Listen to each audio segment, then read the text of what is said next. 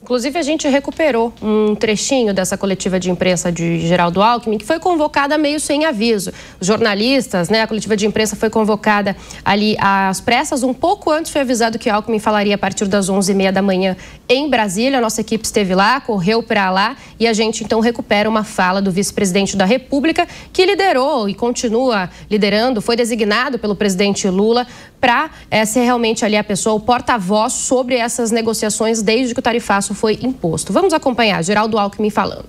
Destacar também a última ordem executiva do presidente americano, do presidente Trump, que foi positiva e na direção correta, à medida em que retirou 10% da alíquota para a entrada nos Estados Unidos, para as exportações.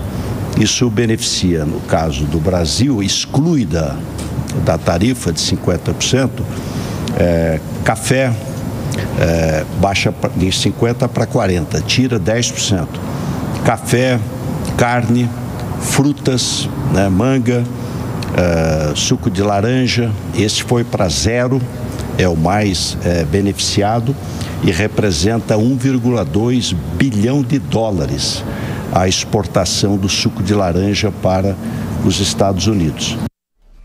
Elias Tavares, para a gente falar um pouquinho sobre a fala de Geraldo Alckmin, lembrando que ela aconteceu mais cedo, a coletiva de imprensa encerrou ali por volta do 12h20, mais ou menos, foi convocada para 11h30 da manhã. A gente tem o tarifaço em vigor aqui no Brasil, pelo menos, desde ali o início de agosto, mais ou menos. Agora, então, a gente tem essas taxas sendo reduzidas não só aqui, mas a nível global, um bom tempo depois, A gente já está em novembro. Houve demora, Elias, e essa negociação, ela pode ser tão assim, a gente já estava falando sobre isso, mas ela realmente não diz respeito apenas à negociação brasileira, Como que a gente pode analisar esse tempo de demora e não ser algo específico para o Brasil? Bia, a gente começa pelo perfil do Trump, O Trump 2 agora, a gente percebe ele um tanto quanto mais flexível. Eu acho que isso é um bom sinal, É um bom sinal, evidentemente.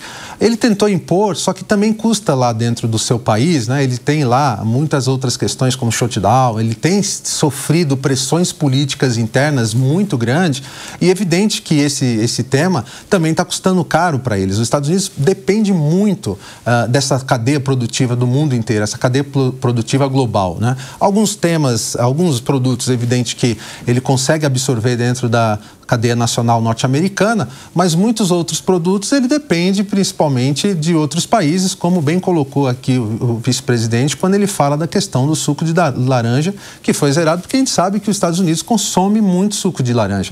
Então, assim, existe uma demora, mas ao mesmo tempo você percebe ali um Trump um pouco mais imprevisível do que a gente percebia lá atrás, Quando ele veio com aquela carta, que até virou muito meme, aquela placa onde ele colocava ali o tarifaço e dizia que ali ele não ia ceder 1 milímetro daquilo, Se falava muito nisso.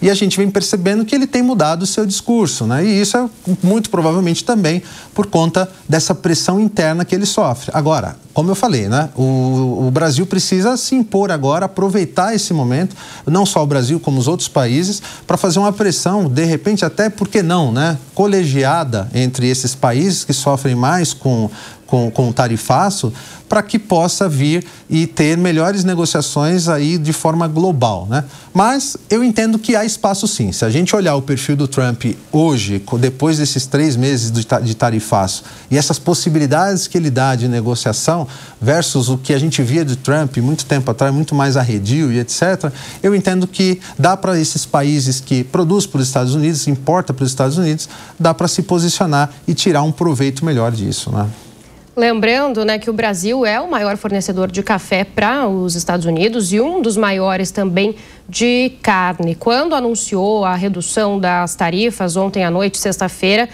Trump disse aos repórteres o seguinte: olha, acabamos de fazer um pequeno recuo, os preços do café estavam um pouco altos, agora, em muito pouco tempo, eles estarão mais baixos. Então, entendo, e aí volto a chamar o Elias, que ele está falando sobre, justamente está falando para o o público norte-americano aqui, não é uma sinalização exatamente para os países taxados. E tem até uma nota da Associação Brasileira de Cafés Especiais que lamentou o fato do governo dos Estados Unidos não ter excluído integralmente as tarifas. A entidade diz o seguinte, olha, tal situação de manutenção de elevada posição tarifária imposta ao Brasil amplia as distorções no comércio e tende a intensificar, no curto prazo, a queda nas exportações de cafés especiais aos Estados Unidos, Elias.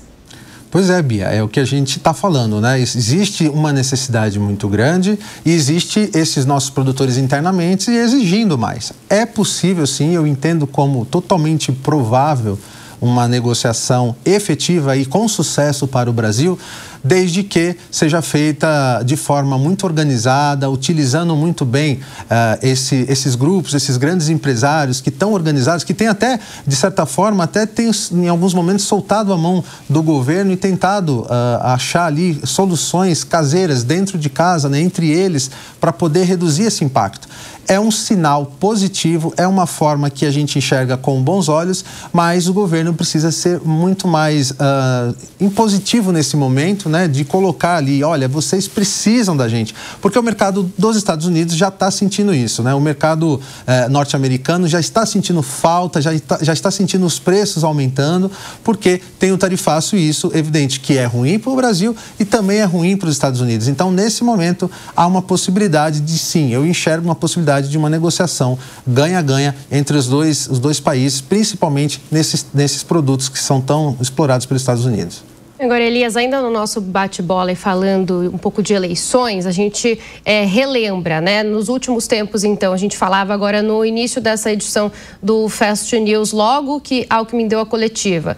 O tarifaço, ele, na verdade, favoreceu de alguma forma, pelo menos na popularidade nas pesquisas eleitorais. O presidente Lula e o governo federal, eles utilizaram bastante, né, das falas de soberania, teve até campanha de comunicação sobre isso, dizendo que o Brasil era soberano sobre as tarifas, e também ali da relação, da imposição de sanções aos ministros do Supremo Tribunal Federal por parte do presidente dos Estados Unidos, Donald Trump. Então, teve um movimento nesse sentido em que Lula saiu ganhando, mas as pesquisas dessa semana mostraram um cenário já um pouco diferente de estagnação do presidente Lula e de até redução da vantagem dele sobre adversários e nomes da direita que aparecem para a eleição do ano que vem, de 2026, principalmente com a chegada de um outro assunto importante, que é a segurança pública, o PL antifacção, que recebeu relatoria de Guilherme Derrite, deputado federal, que é secretário licenciado aqui de São Paulo de Segurança. Como será que agora esses players, esses assuntos vão se mesclar a partir do que a gente já deu uma olhada nas pesquisas dessa semana e agora, então, com essa redução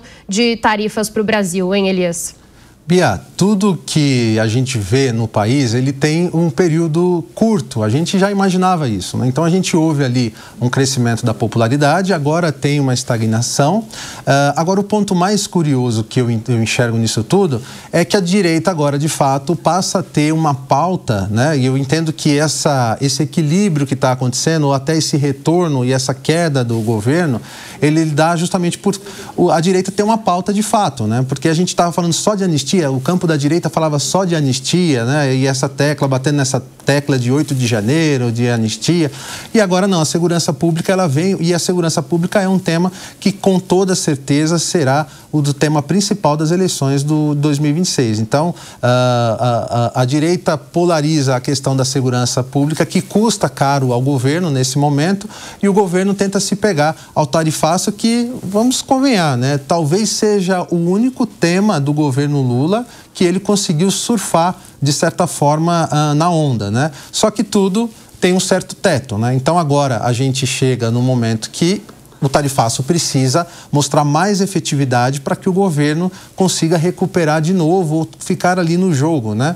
Vai ficar muito, muito polarizado como tudo no país, né? O tema da segurança que custa muito ao governo e o tema do tarifaço que custa muito ao campo da direita, que é principalmente a extrema-direita, que falava tanto em anistia e etc. Então agora eles equilibram esse jogo com essas duas pautas que irão polarizar, né?